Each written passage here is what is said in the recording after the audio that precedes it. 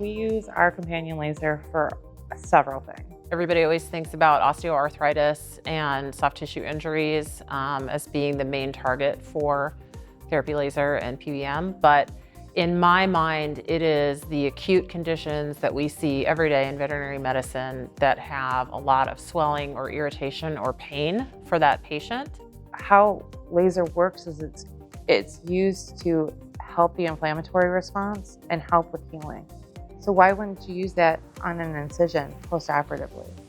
Why wouldn't you use that on a patient that maybe has some skin erythema and just needs a little help? Like, it's great. Or a patient that has, an ear hematoma, or a patient who has an ear, has an ear issue, or has had teeth extracted.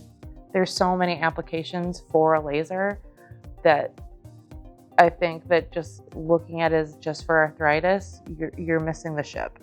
In veterinary medicine, I can think of very few modalities or treatment options in general that cover such a diverse range of conditions and in which we can see benefits so quickly in our patients. I think the thing that is so exciting for me is all of the new research and new conditions, that I still am constantly surprised in the best way possible that this modality works so well on so many things. Certainly we use it for inflammation of joints when dogs have chronic DJD. And I think that's what most people think is the primary use. But I use it in any anti-inflammatory use, any condition that has inflammation, from dentistry to cystitis, gastroenteritis, colitis. If there is a lick granuloma, if I have a patient with generalized swelling following an injury, trauma. Does this case have inflammation? Is applying a proper dose of light to the tissue likely to help in this circumstance?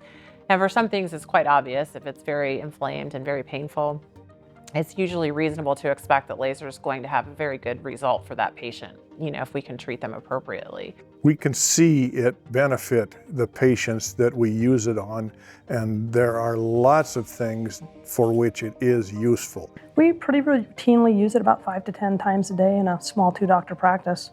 There's so many different inflammatory indications for it that it's on basically all the time.